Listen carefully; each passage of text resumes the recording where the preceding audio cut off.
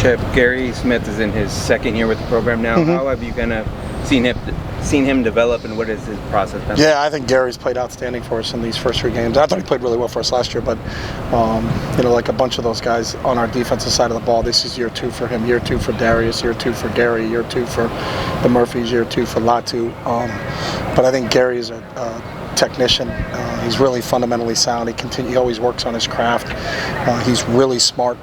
He's sudden. He's quick. And I think you just see in the experience of him being able to play all last year for us, and then now, it's year 2 for him here, and I think he's really starting to flourish, and it's been a big help. I think both him and Jay Torre have been really, really rock solid for us inside so far in the first 3 games. The injuries with Utah has had kind of become kind of a big storyline. Coach Whittingham's talked in depth about how many guys they have out. You kind of have the opposite, right? I mean, are your teams on Wednesday? On Wednesday. Knock on wood. Where's no, I'm just saying, last year, and you guys you guys talk about it, and I know we joke about it, you guys get a big kick out of it, is we practice all week long, and on Friday morning, Alec Anderson said he couldn't play. And we spent the entire week with Alec Anderson playing, so we had to shuffle our entire offensive lineup going into the game 2 years ago. So it can happen at any time to maybe stay away from that and the football gods of saying, hey, we're healthy and we're good to go, and then all of a sudden 3 kids get hurt in today's training session is it's just the nature of the sport we play. And I think at all times during the course of a season, your depth is going to be tested. Sometimes it's early, sometimes it's late. I don't think no one has a crystal ball on that. So you said basically you're preparing for Andy Ludwig, not personnel. We prepare for their schemes and what they do, and Kyle's been there for 20 plus years, so they've run a version of his defense for the last 20 years. They run the ball. They're a big play action pass team. They're a multiple tight end team. I don't see that changing.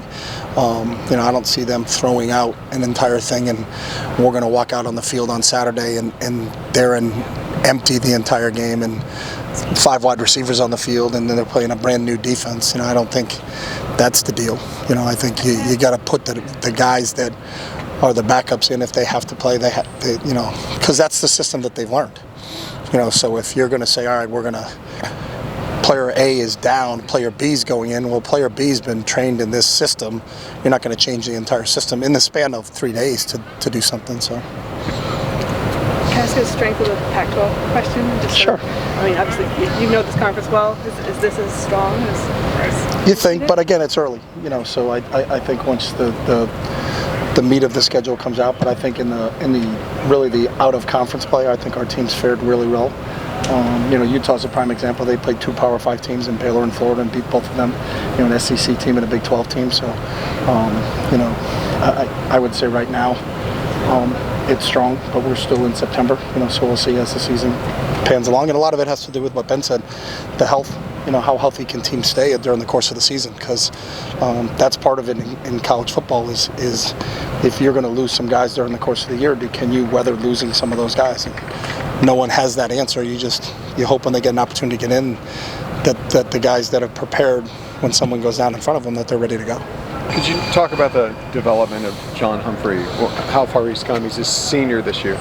Yeah, Hump is. I don't even know what year he is with COVID. With COVID, I don't. He may have 6 more years of eligibility with these COVID rules. I feel like Alex Johnson has been here forever, and thank God he has, because Alex is playing outstanding for us right now. But John's done a really good job. John is another guy that loves football, and his development is he's always working on his craft. There's always something about playing DB that he's working on, whether he's watching film or he's out on the field doing extra drills. And I think what John's getting right now is a product of his work ethic, and we feel comfortable with all 3 corners, with both him, Jalen, and Devin at that spot. And I think the 3 of those guys are similar in terms of their work ethics and dedication to being corners, and they love playing football. So it's fun to watch those 3 guys as they continue to develop.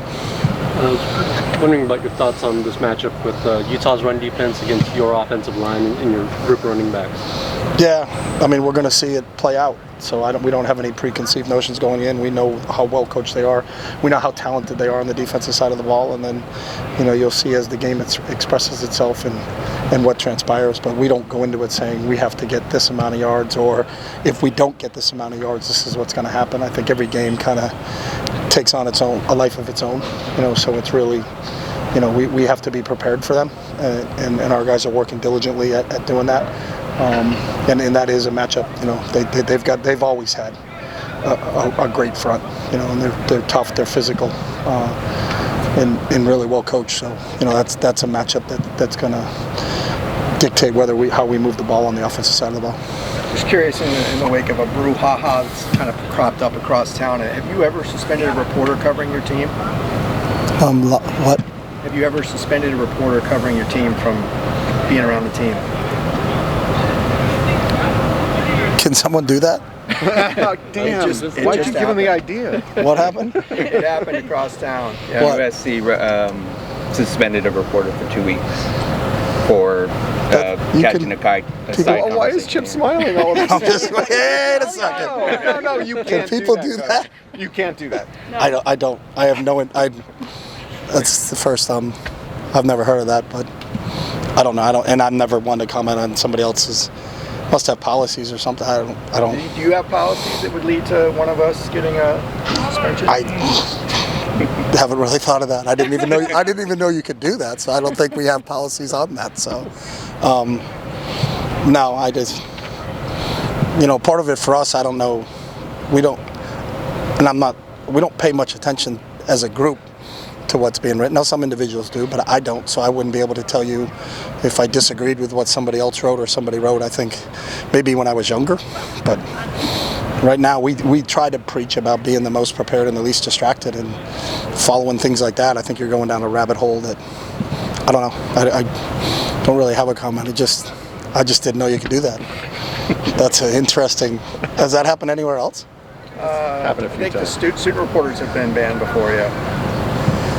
Here? At Oklahoma, I think, right? Yeah. Oklahoma.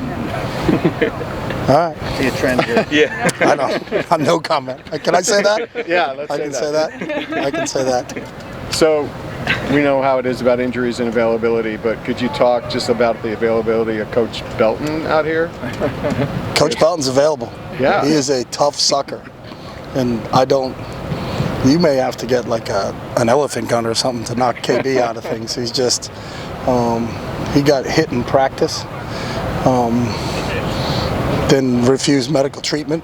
Then we told him he had to get medical treatment, and he said, "I'm fine." And that's what I've gotten out of him. So KB's a tough sucker. He got kicked in the leg, and that's all I got. And then I just see him running around. Sometimes he's got his boot on, and then sometimes he doesn't have his boot on, but then the trainers are yelling at him to have his boot on. But it doesn't seem to slow KB down because he's still doing somersaults and flips and all those other things. So maybe he's just setting the tone for the toughness of this football team. So, but it's going to take a lot more than that to take KB out. So Kicked in the leg by... I think in a drill. It wasn't. I don't think it was a specific 100% someone trying to assail him. I think during the course of a drill, he somehow inadvertently, and as you guys have seen him in practice, he's in the middle of a lot of things. So I think it was just one of those byproducts of being too close to the mix a little bit. So, but he is 100% available. Now, I wouldn't say 100%. He's available. I don't know if he's at 100%, but he won't tell you what percentages he's at. So, Just kind of following up on watching you for a few years now, you kind of seem like you embody the New Hampshire motto, live free or die. Would you say that's accurate? You don't believe in a lot of rules. You believe in freedom and people doing... No, I do believe in freedom. I think that's what makes this country great. I think people are allowed to have their own opinions and express their own opinions, and there's going to be a lot of opinions that people express that people don't like, but that, go live in another country where they don't allow you to speak and allow you to say anything, and I think you'd learn to appreciate what this country stands for. So I think that's part of being American. So I don't mean to get philosophical on a whole nother subject, but I think that's what's cool about being here, is that you can have diverse opinions and people can debate diverse opinions, so that's a cool thing, I think. But right now it's conference play, so so we're on to conference play. We good? Yeah, thank you. All right, thanks guys. Appreciate it.